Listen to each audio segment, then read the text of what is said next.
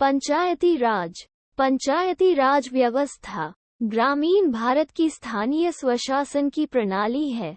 जिस तरह से नगर पालिकाओं तथा उपनगर पालिकाओं के द्वारा शहरी क्षेत्रों का स्वशासन चलता है, उसी प्रकार पंचायती राज संस्थाओं के माध्यम से ग्रामीण क्षेत्रों का स्वशासन चलता है। पंचायती राज संस्थाएं 3 हैं। 1. ग्राम के स्तर पर ग्राम पंचायत। 2. ब्लॉक तालुका स्तर पर पंचायत समिति। 3. जिला स्तर पर जिला परिषद। इन संस्थाओं का काम आर्थिक विकास करना, सामाजिक न्याय को मजबूत करना तथा राज्य सरकार और केंद्र सरकार की योजनाओं को लागू करना है, जिसमें 11वीं अनुसूची में उल्लिखित 29 विषय भी हैं।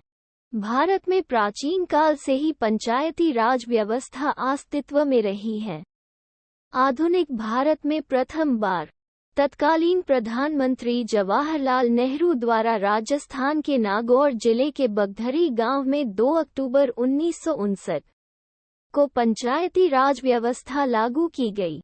परिचय एवं इतिहास। भारत में ब्रिटिश शासनकाल में लॉर्ड रिपन को भारत में स्थानीय स्वशासन का जनक माना जाता है। वर्ष 1882 में उन्होंने स्थानीय स्वशासन संबंधी प्रस्ताव दिया।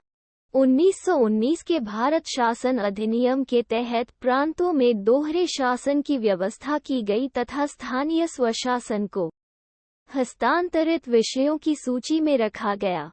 स्वतंत्रता के पश्चात वर्ष 1957 में योजना आयोग, अब नीति आयोग, द्वारा सामुदायिक विकास कार्यक्रम, वर्ष 1952 और राष्ट्रीय विस्तार सेवा कार्यक्रम, वर्ष 1953 के अध्ययन के लिए बलवंत राय मेहता समिति का गठन किया गया।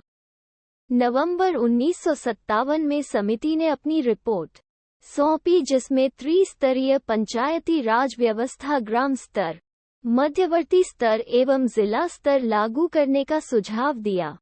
वर्ष 1958 में राष्ट्रीय विकास परिषद ने बलवंत राय मेहता समिति की सिफारिशें स्वीकार की तथा 2 अक्टूबर 1959 को राजस्थान के नागौर जिले में तत्कालीन प्रधानमंत्री जवाहरलाल नेहरू द्वारा देश की पहली त्रिस्तरीय पंचायत का उद्घाटन किया गया। वर्ष 1993 में 73वें व 74वें संविधान संशोधन के माध्यम से भारत में त्रिस्तरीय पंचायती राज व्यवस्था को संवैधानिक दर्जा प्राप्त हुआ। त्रिस्तरीय पंचायती राज व्यवस्था में ग्राम पंचायत ग्राम स्तर पर, पंचायत समिति मध्यवर्ती स्तर पर और जिला परिषद जिला स्तर पर शामिल हैं। पंचायती राज से संबंधित विभिन्न समितियां: बलवंत राय मेहता समिति 1956-57, अशोक मेहता समिति 1977-78, PVK राव समिति 1985, डॉक्टर LM सिंघवी समिति 1986, PK थुंगन समिति 1988। संवैधानिक प्रावधान। भारतीय संविधान के अनुच्छेद 40 में राज्यों को पंचायतों के गठन का निर्देश दिया गया है।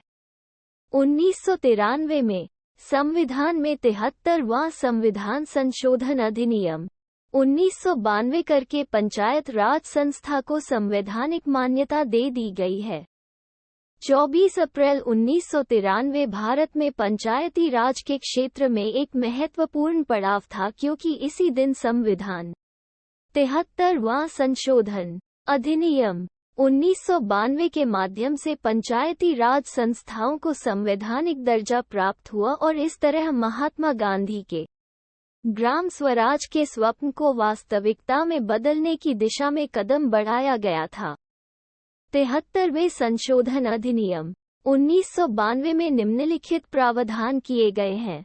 एक त्रिस्तरीय ढांचे की स्थापना, ग्राम पंचायत, पंचायत समिति या मध्यवर्ती पंचायत तथा जिला पंचायत, ग्राम स्तर पर ग्राम सभा की स्थापना, हर 5 वर्ष में पंचायतों के नियमित चुनाव, अनुसूचित जातियों जनजातियों के लिए उनकी जनसंख्या के अनुपात में सीटों का आरक्षण, महिलाओं के लिए 1/3 सीटों का आरक्षण। पंचायतों की निधियों में सुधार के लिए उपाय सुझाने हेतु राज्य वित्त आयोगों का गठन। राज्य चुनाव आयोग का गठन। 73वां संशोधन अधिनियम पंचायतों को स्वशासन की संस्थाओं के रूप में काम करने हेतु आवश्यक शक्तियां और अधिकार प्रदान करने के लिए राज्य सरकार को अधिकार प्रदान करता है। ये शक्तियां और अधिकार इस प्रकार हो सकते हैं। 1. संविधान की 11वीं अनुसूची में सूचीबद्ध 29 विषयों के संबंध में आर्थिक विकास और सामाजिक न्याय के लिए योजनाएं तैयार करना और उनका निष्पादन करना। 2. कर, ड्यूटीज, टोल, शुल्क आदि लगाने और उसे वसूल करने का पंचायतों को अधिकार। 3. राज्यों द्वारा एकत्र करों, ड्यूटियों, टोल और शुल्कों का पंचायतों को हस्तांतरण। ग्राम पंचायत सभा किसी एक गांव या पंचायत का चुनाव करने वाले गांवों के समूह की मतदाता सूची में शामिल व्यक्तियों से मिलकर बनी संस्था है। पंचायत अनुसूचित क्षेत्रों में विस्तार अधिनियम 1996 में उल्लिखित प्रावधानों के अनुसार ग्राम सभा को शक्तियां प्रदान करें। गणतंत्र दिवस, श्रम दिवस, स्वतंत्रता दिवस और गांधी जयंती के अवसर पर देश भर में ग्राम सभा की बैठकों के आयोजन के लिए पंचायती राज कानून में अनिवार्य प्रावधान शामिल करना। पंचायती राज अधिनियम में ऐसा अनिवार्य प्रावधान जोड़ना जो विशेषकर ग्राम सभा की बैठकों के कोरम, सामान्य बैठकों और विशेष बैठकों तथा कोरम पूरा न हो पाने के कारण फिर से बैठक के आयोजन के संबंध में हो। ग्राम सभा के सदस्यों को उनके अधिकारों और शक्तियों से अवगत कराना ताकि जन भागीदारी सुनिश्चित हो और विशेषकर महिलाओं तथा अनुसूचित जाति जनजाति के लोगों जैसे सीमांतीकृत समूह भाग ले सके। ग्राम सभा के लिए ऐसी कार्य प्रक्रियाएं बनाना जिनके द्वारा वह ग्राम विकास मंत्रालय के लाभार्थी उन्मुख विकास कार्यक्रमों का असरकारी ढंग से सामाजिक ऑडिट सुनिश्चित कर सके तथा वित्तीय कुप्रबंधन के लिए वसूली या सजा देने के कानूनी अधिकार उसे प्राप्त हो सके। ग्राम सभा बैठकों के संबंध में व्यापक प्रसार के लिए कार्य योजना बनाना। ग्राम सभा की बैठकों के आयोजन के लिए मार्ग निर्देश, कार्य प्रक्रियाएं तैयार करना। प्राकृतिक संसाधनों, भूमि रिकॉर्डों पर नियंत्रण और समस्या समाधान के संबंध में ग्राम सभा के अधिकारों को लेकर जागरूकता पैदा करना। 73वां संविधान संशोधन अधिनियम ग्राम स्तर पर स्वशासन की संस्थाओं के रूप में ऐसी सशक्त पंचायतों की परिकल्पना करता है जो निम्न कार्य करने में सक्षम हो। ग्राम स्तर पर जन विकास कार्यों और उनके रख रखाव की योजना बनाना और उन्हें पूरा करना।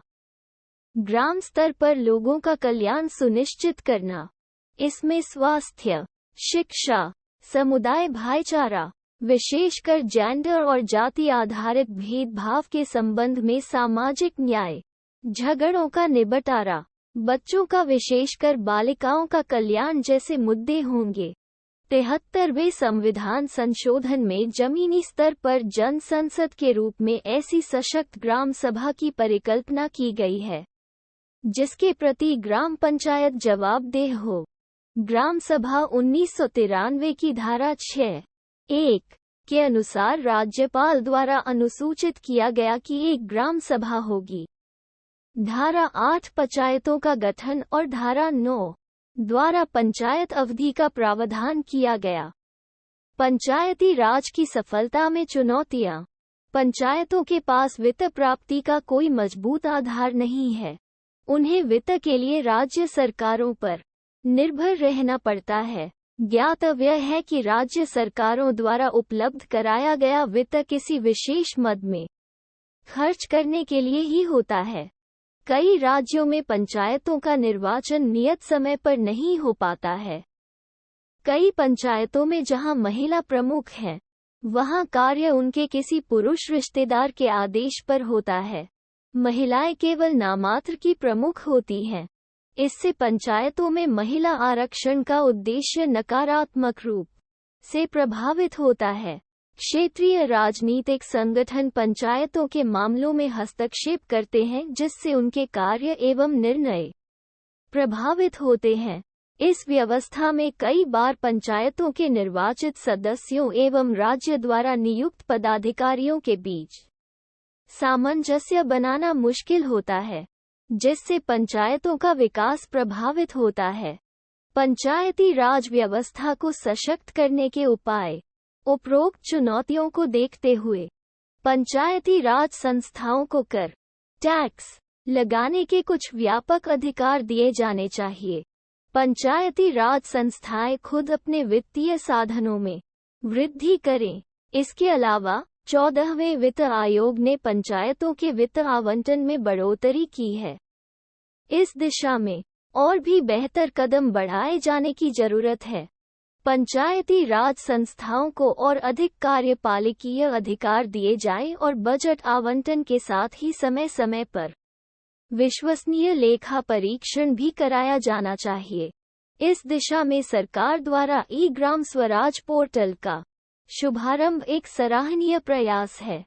महिलाओं को मानसिक, शैक्षिकी एवं सामाजिक रूप से अधिक सशक्त बनाना चाहिए, जिससे निर्णय लेने के मामलों में आत्मनिर्भर बन सके और महिलाओं को 33% पंचायत में सीट उपलब्ध करानी चाहिए। पंचायतों का निर्वाचन नियत समय पर राज्य निर्वाचन आयोग के मानदंडों पर क्षेत्रीय संगठनों के हस्तक्षेप के बिना होना चाहिए। पंचायतों का उनके प्रदर्शन के आधार पर रैंकिंग का आवंटन करना चाहिए तथा इस रैंकिंग में शीर्ष स्थान पाने वाली पंचायत को पुरस्कृत करना चाहिए।